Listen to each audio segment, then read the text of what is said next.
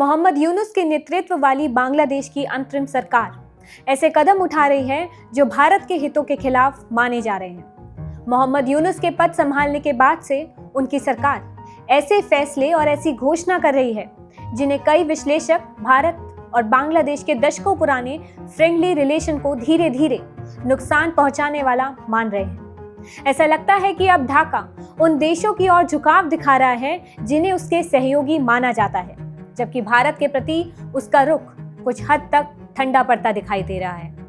इन कदमों में चाइना के साथ रक्षा वार्ता, टर्की के साथ सैन्य सहयोग का विस्तार और कुछ ऐसे नीतिगत बदलाव शामिल हैं जो भारत से दूरी या उसके प्रतिद्वंदी देशों के प्रति झुकाव का संकेत देते हैं। मीडिया रिपोर्ट्स के मुताबिक बांग्लादेश की यूनुस सरकार अब चाइना से SY-400 बैलिस्टिक मिसाइल सिस्टम खरीदने पर विचार कर रही है। यूनुस सरकार के समर्थक इसे भारत के खिलाफ एक निवारक कदम यानी डेटरेंट के रूप में पेश कर रहे हैं। इस कदम का मकसद है 2030 तक बांग्लादेश के सैन्य आधुनिकीकरण कार्यक्रम को आगे बढ़ाना और देश को एक भरोसेमंद मीडियम रेंज प्रिसीजन स्ट्राइक क्षमता प्रदान करना। पिछले कुछ वर्षों में बांग्लादेश ने रिपोर्टेडली अपने 70% से ज्यादा सैन्य उपकरण चाइना से खरीदे हैं। SY-400 मिसाइल सिस्टम की खरीद के पीछे का कारण यह समझा जा रहा है कि एक आधुनिक सेना तब तक प्रभावी नहीं हो सकती जब तक उसके पास लॉन्ग रेंज मिसाइल क्षमता ना हो। अधिकारियों का मानना है कि शॉर्ट रेंज मिसाइल बांग्लादेश के दुश्मनों के खिलाफ कोई वास्तविक निवारक यानी डेटरेंस क्षमता नहीं देती। इसी वजह से बांग्लादेश के रक्षा अधिकारियों ने जोर दिया है कि यह डील देश की रक्षा विश्वसनीयता को मजबूत करेगा।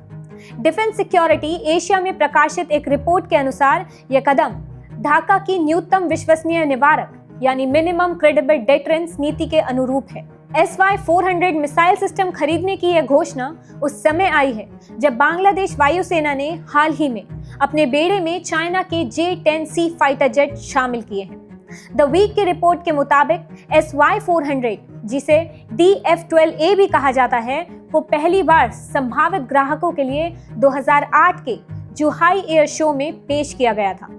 चीनी PLA के अलावा कतर और म्यांमार के पास फिलहाल ये ऑपरेशनल क्षमता मौजूद है।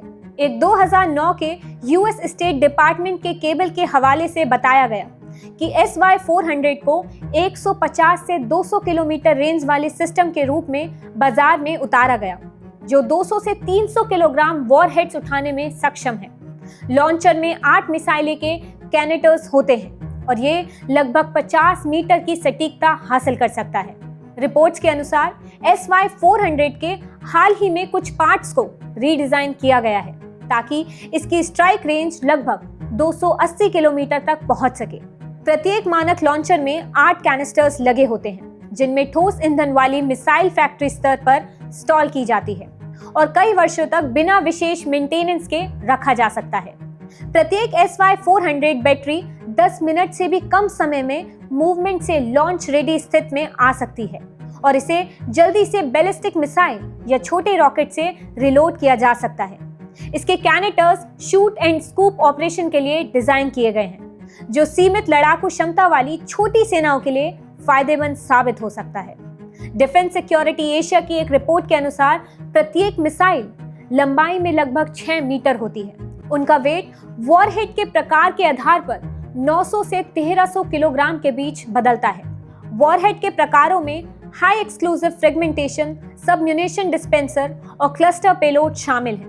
बांग्लादेश का चाइना से SY-400 मिसाइल सिस्टम खरीदना सिर्फ सैन्य आधुनिकीकरण नहीं बल्कि भारत के लिए एक रणनीतिक संकेत भी है।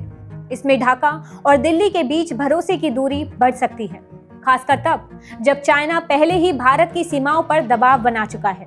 ये डील दक्षिण एशिया में शक्ति संतुलन को बदलने वाला कदम साबित हो सकता है और भारत को अब कूटनीतिक स्तर पर ढाका से अपनी संवाद रणनीति दोबारा तय करनी होगी।